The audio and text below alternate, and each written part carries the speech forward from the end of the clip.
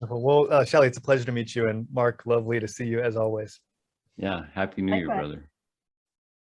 Yeah. So what would you like why would you, of all people, want to take advantage of this? What's the hanging chad?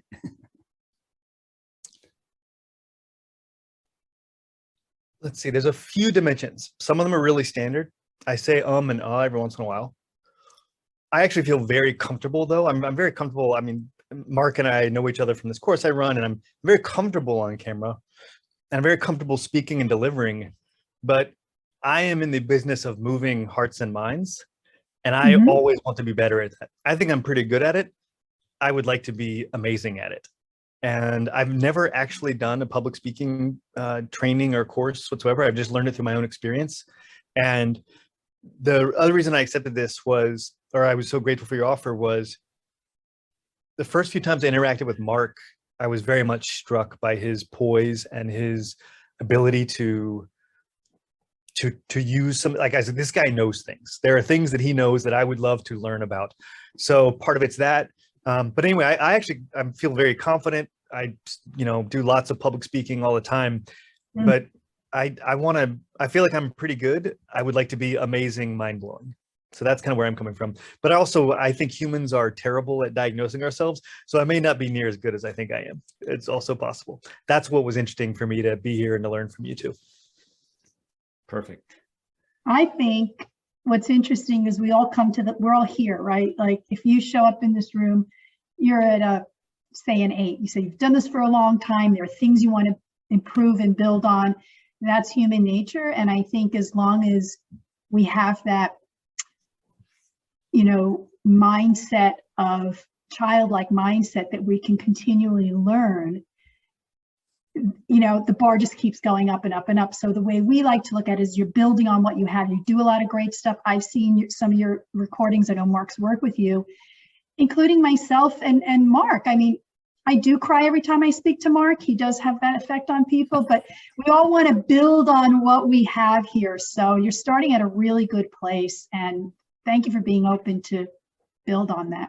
Sure. And I'm also have a feeling you all just have some tricks up your sleeve, and I'm curious about learning those and experiencing those. And I also love intimate. I think that, small group stuff can be very transformational. So that was another thing I was like really honored to say, okay, wow, it can just be this small group instead of, a big 500 person thing. So that was also exciting to me. Cool. Great. So Shelley, I'm thinking that we jump into maybe a little bit of storytelling.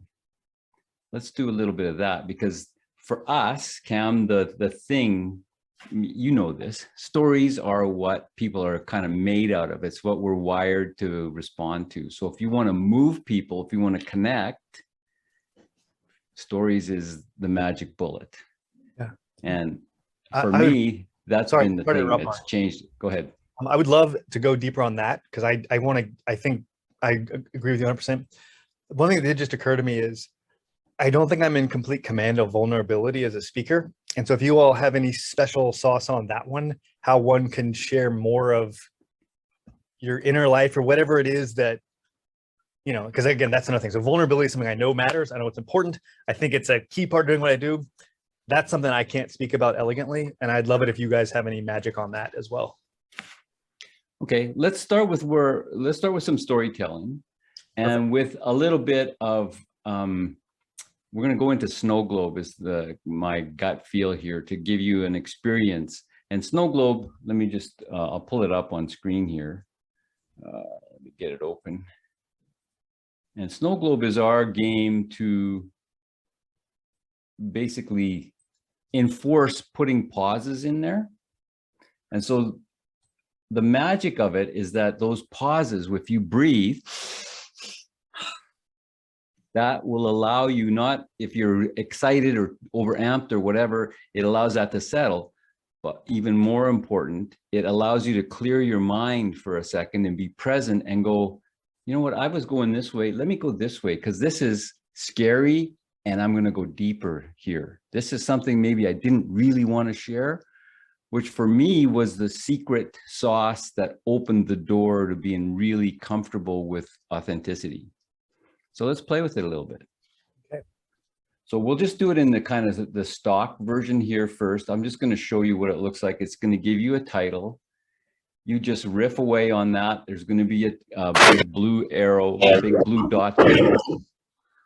And at some point it will start to count down. And you know, when the countdown starts, there's going to be a pause coming up. Okay. Right? Have you seen this before? Maybe. I think I've seen you do it once before. You sent me a message where this was also on the screen. All right. Now it's your turn. So we're going to play it a couple of ways. So the first way is just continue with your story, find your arrow, tell your story, tell your whatever the title inspires for you. And then we're going to take you a little bit deeper to give you a little twist here. Okay. Well, I'll pause when it elapses. So yeah, perfect. Here we go. Online shopping.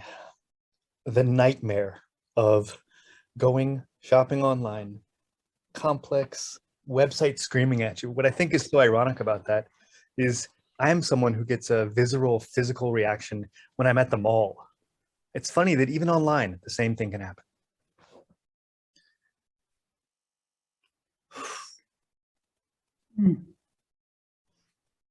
It's funny how, again, having to go somewhere, being surrounded by crowds, I get how that could create a reaction. What I think is just so funny about this component of being alive in this era is it just visiting one website, just the way a website fits into the web browser can give you some of that same feel.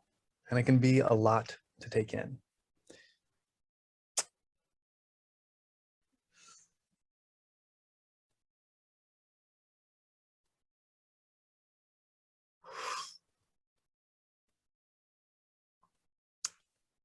But at the end of the day, I'm grateful for something like that. I'm grateful for the ability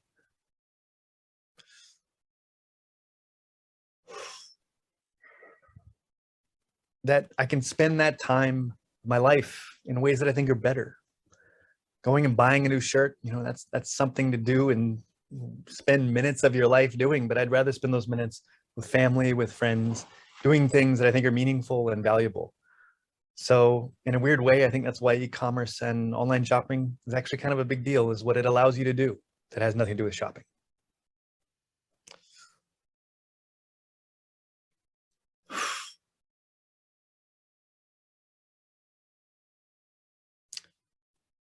But I still don't like doing it.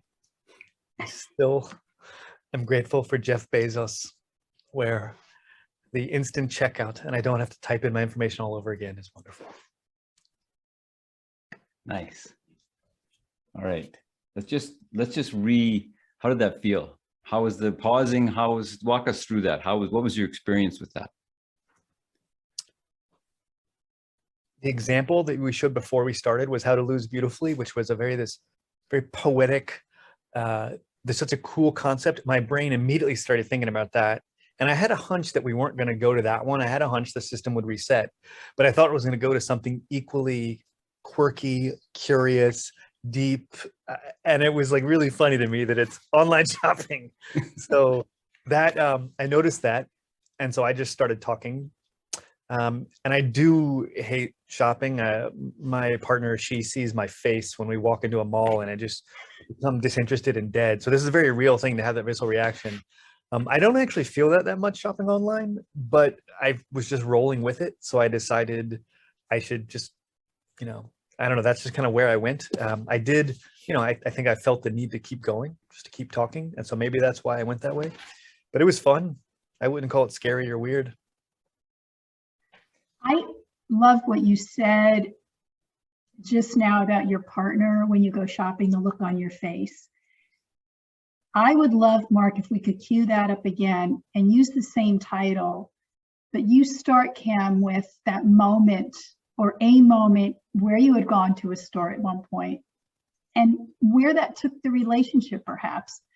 And when you're in that breath, when those moments come with the breath, you can even just look away from the camera or close your eyes, but get into a moment of really try to relive some of that and how it connects on it, you know, in your life, how it impacts it. Certainly you can go back to Bezos if that's really where it lands you to bring you more time together. But what does it really mean? And only you can tell us that. So. For sure. I was just trying to meet the timings in round one. I love round two. I'll try You're to go a good. little more perfect. No, it was good. It was great. It was good. It was good. Just same It'll be the topic. same topic. Perfect. Okay. I remember. So, Take a sip. online shopping is your topic, and the easy way to get there is I remember when, and let that drive where your brain takes you. Here we go. I remember walking into a mall, and there was these department stores, and I'm with my girlfriend, and that's when the face happens.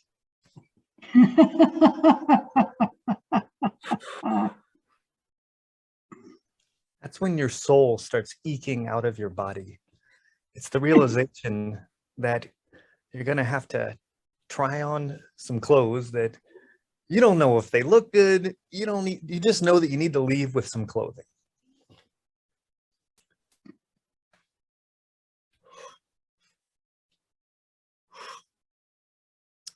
It's something you got to do. It's an unpleasant act.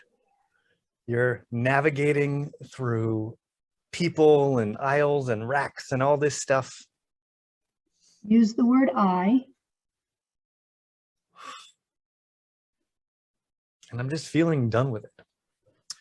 Now, my partner, Sarah, she sees the look on my face and puts her hand on my shoulder, which immediately lets me know, okay, she's here with me and guiding me through this process. It makes me feel better. Awesome. All right. So what was the difference for you? Because there was as an audience, drastic difference. So what was your experience? Well, I'm familiar with this. You guys, I think, might call it something else, but I call it the theater of the mind, which is, paint a picture, put us in the moment, and no preamble, right? No introductions. I thought about giving some nice question about, how I know I found the right person in my life, but no, I think you guys were saying, don't do that. Let's just take us there. And so I did that. I think I dilly-dallied a bit too much before even getting to online shopping and explaining how, even though online shopping, I'm glad online shopping exists, but the awful form of shopping, one of the unseen benefits of it was let me know that I'm with the right person in my life, right? But again, I think I was just trying to get the timing right. But this was a good reminder of no preamble and put us in the moment. Sensory, describe what's going on. How do you feel? What do you see? What do you hear? That kind of stuff, which I certainly didn't do the first time. I have a tendency to pontificate and to try to talk about the big, lofty ideas and the big themes, and nobody wants that shit. They want stories and so I think this was a good reminder to get into that. Start in the middle or at the end, right? Yeah. I mean, when you look at film. We all want to do the setup. Yeah, sorry, Mark. I think it's that human need to be understood. And yet, and this, I know, I've seen you do it over and over. The way to grab people is to tell them, take them there. But here's the trick. The more you're in it, the more you're reliving it, which is what Shelley, I'm pretty sure that's what she was going to say next. The more you're reliving that moment where you're back there and you're feeling it, you're going to you're reaching right through and grabbing people right by the heartstrings, because there's no guarantee, right? You could do the best presentation in the world and the people don't care, because that's their responsibility to listen or get it or not. But for me, it changed when I stopped giving any kind of responsibility to how they felt, and just I enjoy the crap out of what I'm saying to myself and surprise myself even with it. So what I wanted to explore with you next, because that storytelling was ideal, let's keep that, but I want you to jump planets this time. So Shelley, would you demonstrate maybe? Yeah, I just want to add one other thing. Go ahead. I just want to add one other thing if I can. So Cam, coming in a slice of life is what movies are. Songs, poems. You don't usually get books, a whole preamble of here's how the song's going to play. The Beatles did not put out, a dialogue to say, this is what you're going to hear, this is what the words are, this is what we need. You just got in there and the interpretation was up for the audience.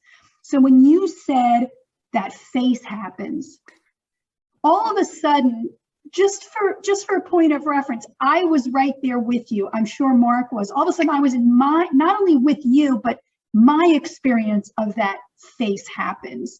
And the preamble, all of a sudden the whole picture was like, okay, we're with you now. Because now we can relate. And in that breath, you gave us time to connect with your words and to really, for you now to also, in that breath, we'll see, get so connected that you're just on that journey. And it's less of framing a story, it's just going with what you feel is right, versus also in keeping it to your experience. You flowed, you had energy, you had a lot of variety in what you were speaking. It was believable. Whereas the first one, when you're talking about they, us, we, it's so general. How can you connect to it? It's like reading an instruction manual versus reading a story. That is a parallel. So Mark, you wanted me to, Philosopher's on that note, game. We're going to play philosopher's game. So you'll see that we're going to jump worlds, basically. I'm just going to give you a minute. I don't know we'll let the thing pick a title. And with each breath, Shelley's going to take it. So there's your typical way of speaking is you have your arrow, your direction, your point, you're making that all the way through the end and finishing with a strong conclusion. This is more like rap, is the way I look at it. You're going like this, you take a breath, whatever the next thought is automatically coming into your mind, this is what I'm going to say next, you throw that away and you go boom, and go deeper, and go deeper, and go deeper. So it's like slaloming down a really steep slope and going really deep, and being surprised at the end of, where did that come from? Let's see what happens here with Shelley.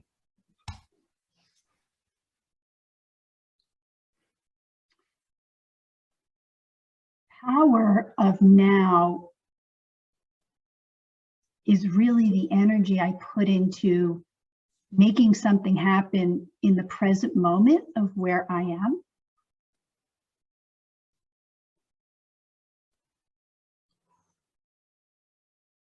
When I think of being present, I think of really being in tune to someone who's in front of me. I have aging parents, and so to really listen to them takes a lot of patience.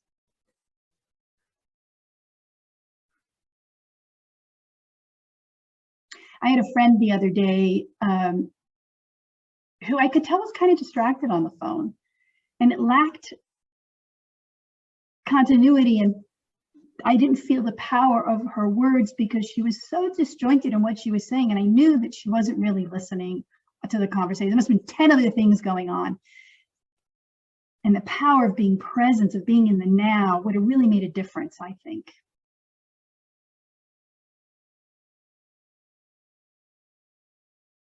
I want my words to mean something, and I feel present in the current moment is how I could most have impact with my words.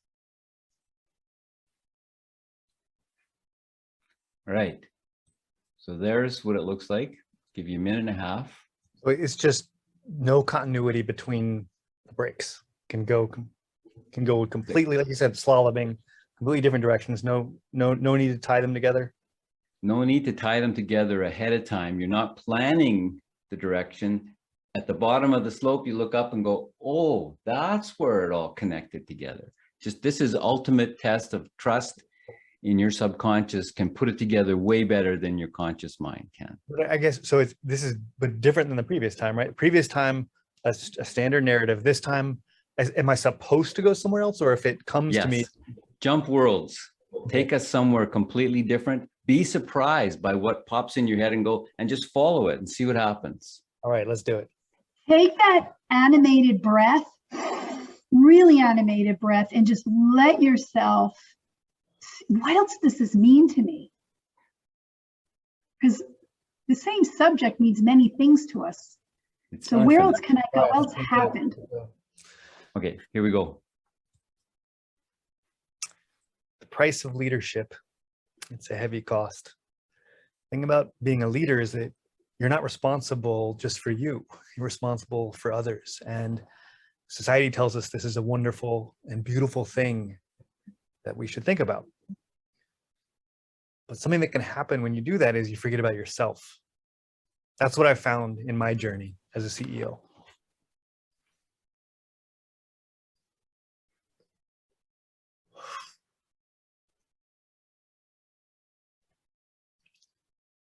But if something has a price tag, that means it has value. The other thing about leaders is that a lot of times we don't acknowledge the effort that they're doing, the work that they're doing. A lot of it's really unseen. The word leadership, again, it's very abstract. How do we visualize that? Well, that means that we don't value it as much as we should sometimes. Use the word I.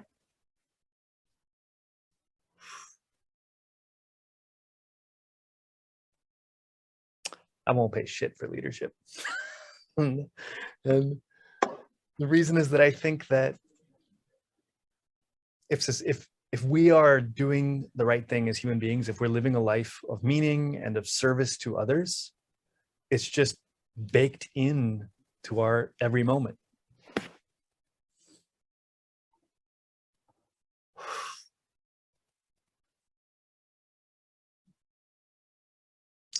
When I go to a store, I look at the price. Like when I go to Amazon, I always sort by price low to high. And if you sort high to low, I guess what I wonder is, where does leadership show on the Amazon page? My guess is it should be pretty high. That would be where I'd put it. Nice. So how was that? Were you surprised where you ended up? I mean, I was glad you all gave me permission that one stint was going exactly in one direction is valuable, and then another one saying it's not. And I appreciated you giving me the freedom to do that. I think if I was public speaking, that's the exact kind of thing I would protect against and be very worried about saying something that confused the audience because one's going this way and one's going this way. So I kind of enjoyed that pressure being off. But it just felt freeing just because you gave me permission to do whatever I want. Yeah, it's kind of a stream of consciousness way of speaking, which opens the door, is what we've seen, opens the door that you can talk about one thing infinitely and just have all the possible facets and directions and ways to describe that one experience or whatever it is over and over and over. And that, for me, I remember speaking about, I invented this way of building houses out of ramming earth into tires. And I had a whole business around that. And I was getting really frustrated with dealing with engineers because those fuckers don't believe nothing about nobody ever. And we had the data. We showed it was a free to heat and cool house, but no. And I was presenting this workshop and I was tired. I hadn't slept well the night before and I was tired of fighting engineers and I was tired of building permits and all the rest of this stuff. And it sounded like that. And one of the people actually called me out on it. And I went, oh no, I don't want to do this anymore, was the flash that went in my head. And that's pretty quickly I stopped doing it because I didn't want to do it anymore. I didn't want to battle. I didn't want to put that 20 years plus in to make it into a success, the grind, you know, it wasn't going to be a year's worth of grind. It was going to be a long time. I didn't have the money and I didn't have the time. But if I could have approached that in a different way with telling that story fresh, challenging myself in a new way every time and keeping it exciting for me instead of being burnt out by it. Yeah. Like what you've done MVV how many times? 3? You know, what's it going to be like on the 10th one when you're Yeah. trotting out that same story? But now if you've got a new way of presenting it, there's a new facet of this. I had never thought of that before, and allowing yourself to be surprised to go, wow, this is a cool way of looking at it. I haven't thought of it this way before. And the audience will get it or not. That's up to them. The key is when, for me, the key is if I can be in it all the way, just like you were this time. There was another market jump in terms of how Cam was in it this time that made it even more interesting and engrossing. Even though, you know, Shelley's giving you the coaching, you know, use more eye language, which we would definitely like to see. Cam, have you noticed there's no ums and ahs? Right. No, well, I wasn't really. I wasn't noticing at all. I wasn't. This was a very, to your point, Mark, you gave me this. You know, you really suggested, hey, just let this come out, right? And so I was very embodied. I wasn't very cerebral about it. Wasn't, which I usually am. I'm usually very frontal cortex about this stuff. So what's interesting about that, Cam, is, and to Mark's point, if you were to give this 10 times, I'm sure some people repeat the course. What will they hear differently? Or is it the same script? And something else you said that was so important. So when we proved that you could say something in many different ways and keep it interesting, not only for the audience, but most importantly for you. And why I'm drilling into that is because you said you really had the freedom, you felt relaxed, you enjoyed it, your voice, you had musicality, you had expression. Cam, that's how we connect to people. The most powerful, persuasive, effective communicators do just what you just did. It's not scripted. You know your stuff. I hope you know your stuff. You've given it 3 times, 10 times, you better know it. But why not tell it differently every time? Because you felt different that day. What if something happened at home in the kitchen that related to exactly what your course was about, and you can bring that in with new excitement and feeling? And it's that freedom, that relaxation, that luxury, that gift, the permission that you have to deliver impacting presentations. Go off script, so what? They don't know. Unless you shared the script with them and said, here's the dialogue, read along with me. We're not following the bouncing balls, so wing it. Have a few bullet points. Why not? I'm pretty good at freestyling. I'm more, again, I want to be able to, I ramble sometimes. I think the vulnerability thing is something I'm still trying to understand. I'm okay with the story being different. I mean, I totally get that. I do worry about boring people sometimes, but it's not like y'all are just saying, hey, go with it here. The most important person to not bore is yourself. It's kind of the takeaway of all this. Because if you're excited about it, you're going to transmit that. Yeah. Period. And I know you know that. You felt it enough that you have that in the muscle. You know how that feels. And so the secret isn't about prep or the right kind of cool story or trick. That just happens. That just is Cam comes out basically. So that's the wonderful thing. I want to jump into maybe a little bit of, let's get you out of your head a little bit more. And let's jump into one of our, how did this get in here? Funny games here, rapid fire analogies. So Shelley, do you want to demonstrate for? Be happy to. Be happy to. I'll just do 5 Bring it up to rounds 4 here. seconds so he could just get a feel for it without being too cuckoo. So we'll get an analogy. I was going to make it hard for you though. You can put it down to 2. You know me. But I don't want to freak them out. Something is like a something, and you have to. Yeah. Oh, let's do it hard. Let's go. I'm ready. Okay. Raise the stakes. Cam's feeling it. All right. Right. Well, you've seen this before. Do you need a demo then? Do you want to just jump in? I'd love to see her do it once or twice. Just to All right. want to do 2 and then we pass it over to me. Is that how can it work that way? Well, we'll How do about we'll this? do 6 rounds and then we'll switch it to you and we'll get you to go and then we'll start to play with it a little bit more. We'll start to keep up in the ante here. Perfect. All right, here we go. Soap bubbles are like losing a tooth because they pop. Online shopping is like an omelet. It's eggy. Marriage is like artificial intelligence. Stupid. Getting a massage is like starting a company. It rubs. Stock market is like toothpaste. Squish. A balloon is like an iPhone. It just explodes. Okay, that was fast. So the big thing here, the purpose of this game, let's just talk about this for a second. What we want to see is that there's no connection between your confidence and the content. Opposite to what most people think that we see coaching is they're going to have all that content down. And when I've got that exactly right, then I'll be confident. And that's not how it works. Okay. So we want to be able to say any damn thing, doesn't matter what it is, confidently. Okay, I didn't know that, so that's awesome. Now I got the prompt. I will make sure I deliver this confidently and that we're discerning between the two.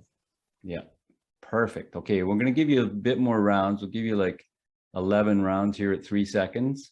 I might start you at 4, actually. You haven't played this. I'm going to give you 4, and then we'll up it from here. Here we go. Slow burn. Feeling lonely is like a newspaper because it's all black and white. Good. Alcohol is like chess because towers and kings make no sense. Thinking that brunch is like cartwheels because spinning around makes you dizzy. Eating watermelon is like being homeless because watermelon seeds don't taste good. Vulnerability is because the ocean is full of them. Yeah. Pumpkin is like social distancing because Halloween is scary too. Yeah. Startups are like getting injured because, well, startups will break you. Nice. All right, good. Excellent. So let's up the ante a little bit. We'll go 3 seconds and we're going to run a few more. So I want you to stay in it. Okay. Keep recovering, keep going. If you lose one, if it's coming too fast, just jump to the next one. Keep recovering. Here we go. Plumbers are like public speaking because they're full of shit. Good. DNA donating charity because genetics. Running a marathon and feeling guilty because it's 24 kilometers. Self-driving cars are obstacles because they melt all over your shirt. Pancakes are like mushrooms because they get you super high. A molecule is like composting because dirt and sod make plants grow. Losing a game is like a TED talk because everybody loses because you're boring talk. Taking a shower is like like chocolate because it's dry. Meeting your soulmate is running because it takes forever. Recycling is because plastic is bad for you. Nice. Good. So just notice how you're feeling right now. I'm having fun with it. Yeah. Like you told me I don't need to worry about coherence. So I'm not worrying too much about it making sense. So it's free and easy. You can't make And yet sense. a lot of those are making sense. Yes. Which is the weirdest thing of all that I still don't understand. There's days when I can play this game. It's just like, whatever. I can crush this game at 2 seconds. And other days I play, it's like, oh, my brain. I can't say anything that makes sense. That's the nature of, am I on or not? We like to use this game to warm up actually before speaking, because it does gets the old frontal cortex firing, blasting, smoking. All right. Shelley, where would you like to take this? I think it'd be great to do a round robin, put it up to, leave it at 3 seconds, put it up to 18. Here's the trick, Cam.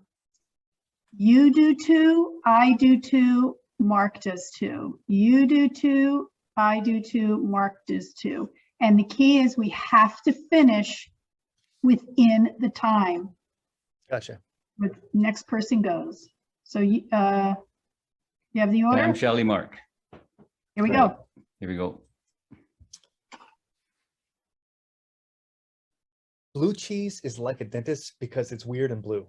Gardening is like fear because who doesn't like rakes? Hitting your brother is like stress because it really hurts. Dinosaurs are like a textbook. They're old. Taking risks is like CPR, pumping away. Visiting your grandma is like $1 million because it feels so good. Mansions are like sunglasses because you can't see anything when it's dark.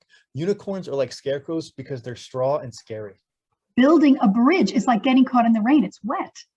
Cleaning out the fridge. It's like working from home. I hate it. A bicycle is like taking a selfie. You don't know what's going to happen. Entrepreneurship is like a lion. It roars. Luck is like a microwave because you don't know how much time's going to expire. A butt is like a podcast because it's also full of shit. Christmas is like a permanent marker. It's there every year. A police car is like job hunting. It is work. Procrastinating is like leaving home because you don't know where you're going to end up. Yoga is like a spaceship, deep.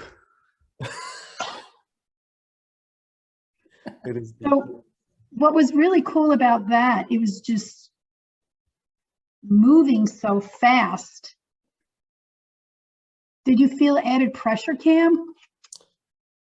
I feel no pressure because Mark gave me permission to not have it make sense. Again, I think if this had to make sense, if it had to be coherent, I would be stressed.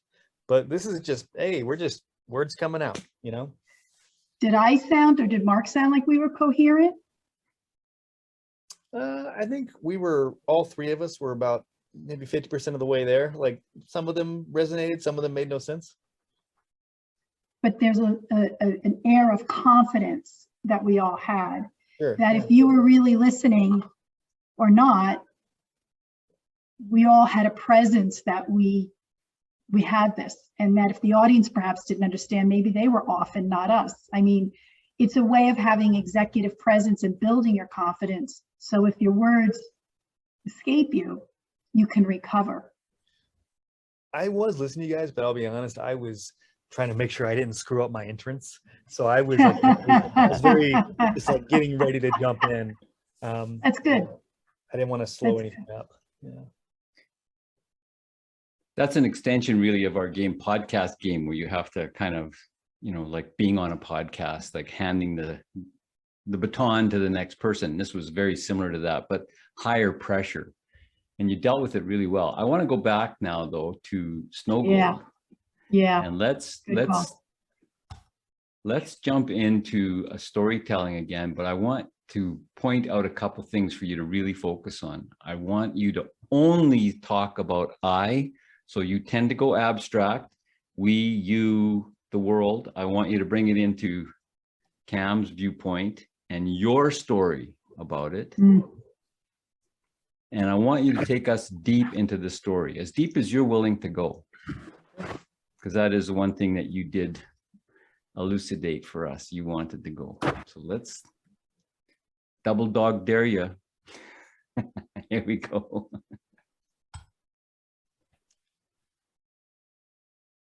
So the promises we make to ourselves, what's interesting is that if you never make a promise to yourselves, you can't break it. You can't fail it.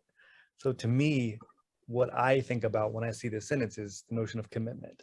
And one thing I worry about is, am I committing to enough in life? And of the things that I'm committing to, are they the important things? I don't want to die not having thought about that deeply.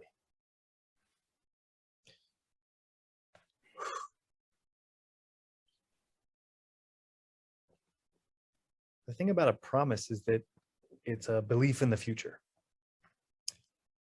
And I feel really good in the present. I'm very good at being in the present moment.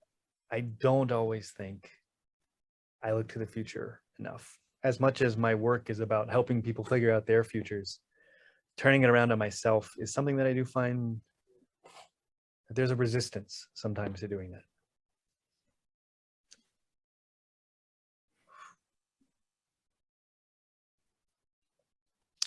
I also think most people don't do what they say they're going to do. And I put myself in a category of, if I say I'm going to do something, I'm going to fucking do it. So maybe I'm actually just fine. Maybe the amount of promises I make to myself is exactly the right amount of promises I need to be making.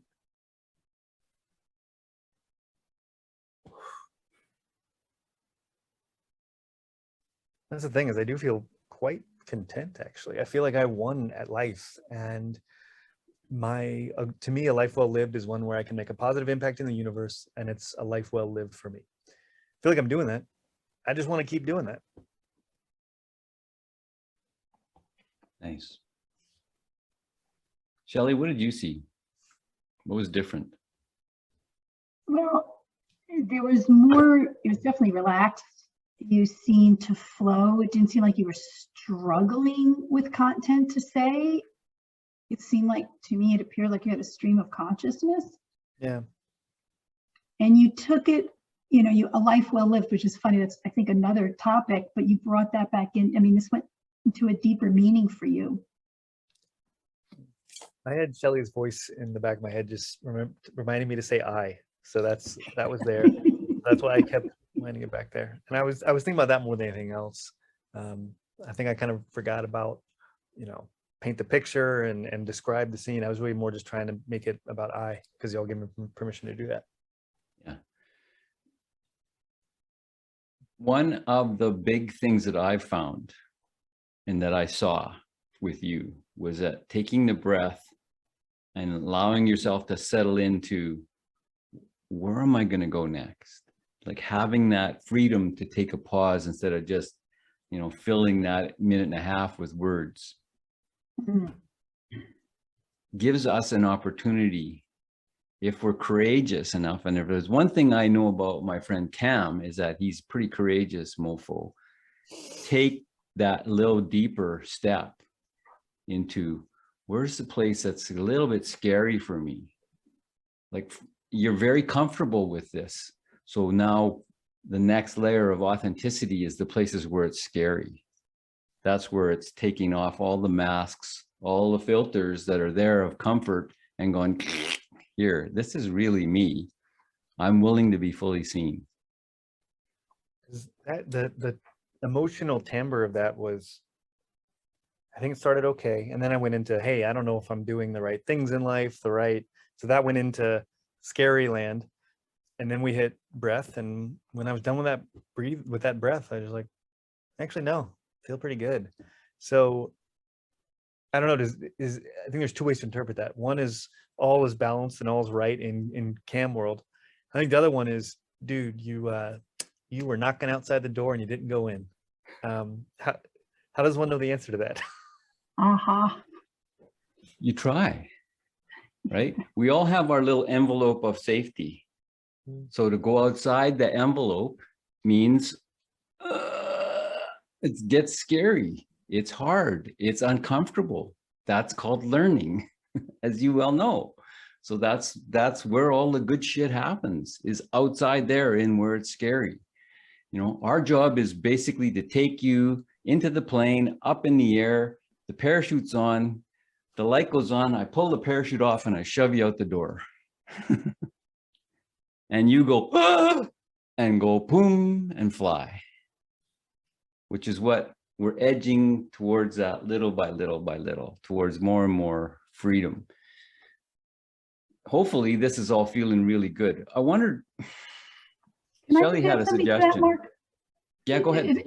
Just to add interject one little thing there that I think is kind of pivotal, is that, Cam, there is a difference between private and personal. And that's where you could play with that range, because personal could be something as moving or as deep as somebody with a serious illness, or, you know, people have personal drug addiction, you know, could be really heavy. And that's private. And personal could just be something like, this happened this morning walking to work, or I just experienced this on my last call. So you as the speaker can use that range to say, how deep do you want to go? It's all about you, and you're sharing it.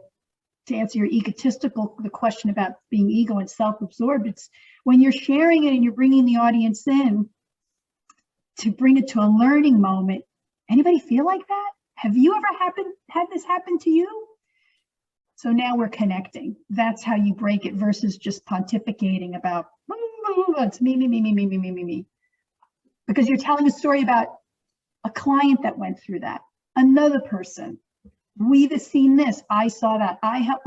Joe had this problem. You too. So you're bringing the people together and relating to it yourself. Just state that back to see if I got it. It's not like you're saying, hey,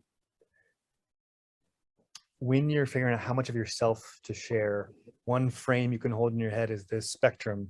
On one side is personal, one side is private, and you can move that slider in between those two to where it feels right. Is that what you're saying? Yeah, because if you're uncomfortable going over here, you're not going to come across being a comfortable speaker. But if you feel comfortable maybe at this point, that's where I'll stay today. Maybe another day you're over here. Maybe you're back there. How do I, again, what Mark and I are jumping into is the feeling.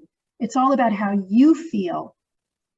Because if you feel it and you're connected to it, we will be connected to it.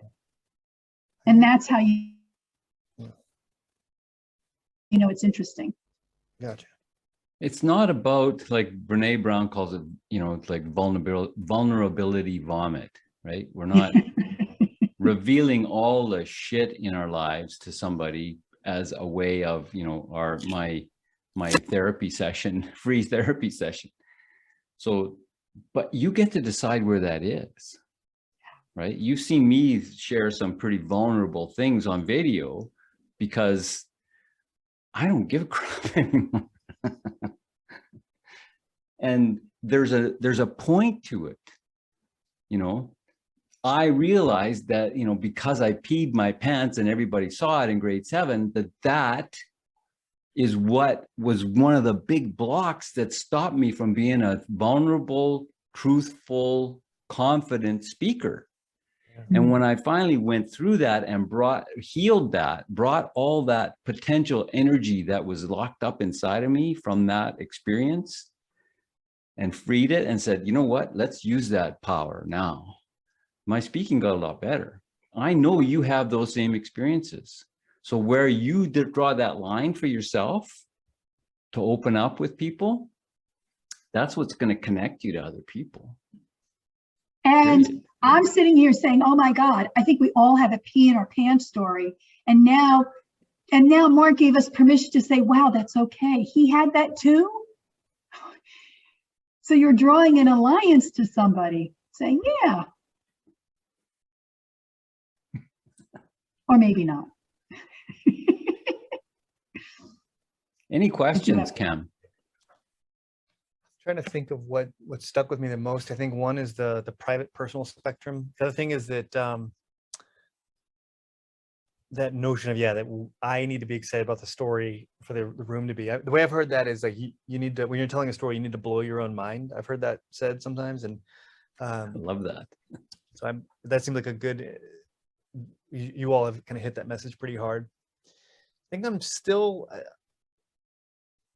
I am very comfortable judging people when they yap about themselves ad nauseum and narcissistic, masturbatory, just like shut up. And I am so like, I feel so good being hating on people who do that. I think that still scares me a little bit that I am stumbling into that myself, right? If I'm going to make fun of those people, I need to make sure that I'm not giving the world an update on the burrito I ate the other day, unless this burrito story is really good, because who gives a shit? I think what y'all are saying is, hey, the way you're going to get there is not a cerebral process. It's not analyzing it. It's going to be telling stories and trusting yourself to go do it. What I would love to, and we didn't discuss this ahead of time, but I would love to do another session with you and to drill into that exactly, because we have a game format that we play where we get you to come up with a story and tell the story, and in the last 10 seconds kind of go, and the reason I'm telling you this is, so you come up with the meaning at the end. Again, you've gone down the slope and you turn around and go, and this is why I'm telling you this. And you had no idea what the heck the story was about to begin with. Does that sound interesting? Could you carve out another 45? I'm interested in that as a guy who designs storytelling experiences. I'm interested in that, like just from a practitioner standpoint. That's interesting. I would need to look at the calendar because my world's getting pretty nuts, but this would be fun. And I think it might be a cool way to develop something that's interesting to me. Yeah. So let's leave that open. You get in touch with us when it fits in, and we'll see if it fits in with our calendars, and let's see if we can put that together, because I would love to do that. I think that would be an amazing the last little bit to kind of take you to the next big level in your authenticity level challenge. Tell me what you guys are chasing, by the way. Like, what are you guys after, so that when I'm out swimming in the waters I'm swimming in, how can I be helpful and useful? We want to coach people like this. Basically, we'll do courses, we'll do, public speaking training, but our focus is really to take it more towards what we've seen typically with where we've been, is that there's not a transference. Yeah. People don't recognize how playing the game can then turn into, well, how can I turn that into a good presentation at work? So that we want to take it to that next level of, okay, well, bring us the presentation and we'll help you. Or We'll like make it sales exciting. pitch. Yeah, how to be a salesperson without doing the unpitch. You're not pitching sales, you're developing the relationship. How can we make you better at giving presentations, interviews, people that do podcasts? How can you be more compelling or engaging as an interviewer? Many people that interview pontificate. Many people who get interviewed just get lost. So we can help with all of that. And that's also, I think, Mark, I was curious too, to bring you back to say, we want to see it. We want to see you, Cam, transfer this. We don't feel like we've finished yet, because we've had this discussion. It sounds really good, but what happens when you get up there behind the recorder, behind the camera? Where is your default? And can we see that transfer and see you apply it in real life? So sales, presentations, any professional, a lot of people are changing careers in interviewing and they haven't done that in a long time. How can you show up and be good at interviewing? It's not necessarily what you know as much as how you present it that could make a difference. Because I feel very confident from the giving presentations and pitching. I do, because I do a lot of that. I think the things where I feel I could grow on is the stuff we spent time on today, the vulnerability piece. Because again, I'm not going to include those in a business pitch, but as an educator trying to move people, again, you need to be able to do that, right? I think, yeah, so you need to learn that. And then the other thing is, I've been on a decent amount of podcasts. I'd like to be on a lot more. And I think I could be richer and better and more thought-provoking and more impactful in those mediums, right? And I don't know a lot of people who are amazing at that. So I think it's a valuable skill. Well, we also bring story into business pitch. Mark and I would challenge you on that, and we talk about, look, there's plenty of business people, from Warren Buffett to Steve Jobs, who tell stories, and they ran companies with a lot of money and a lot at stake. And if people aren't emotional about their money and their business, I don't know what they're emotional about. So we would almost challenge that in you to see, where can you add that into your business pitch? Because data is really, the numbers after the story. So the story is the data with the soul that gets you the numbers. Look, we lost $1 million. People failed. They didn't respond to the. There's a story there. What happened to Joe? He was along the way typing da da da da. So it changes it. It's why we connect. It's why Steve Jobs created a movement versus Bill Gates selling computers. That story brought it all together. Cool. I guess in a business pitch, I'm not going to talk about the time I peed my pants. I guess what I'm saying. I'll show. I'm sorry? I'm not going to talk about peeing my pants in a business pitch. No. Well, that's your, as a speaker, that's your point of view, but it doesn't have to be that story. There are many other stories. Maybe a client that peed in their pants. Yeah. As long as it relates to the data. Yeah. Yeah, no, I get you. No one made people make decisions because of stories, not because of data. So no, I feel that. Maya Angelou, is how you make them feel, not what they say, is what they remember. Yeah, for sure. A real treat seeing you again, brother. Yeah, I'm just grateful y'all giving me some of your spare moments of we're on this rock hurling through the universe that y'all would give me an hour of it. I'm really grateful and appreciative. So thank y'all a ton. Thank you, Cam. It's a real pleasure. An honor to coach you, sir. Yeah. I mean that. Well, now I know about the price of leadership and I know about online shopping. And but no, I am very grateful for the private personal dichotomy, or the spectrum. And then yeah, the thing that I gotta be excited about it. And then if I'm not making it exciting to me, I'm very much doing a disservice to my audience. So I appreciate y'all blessing me with that.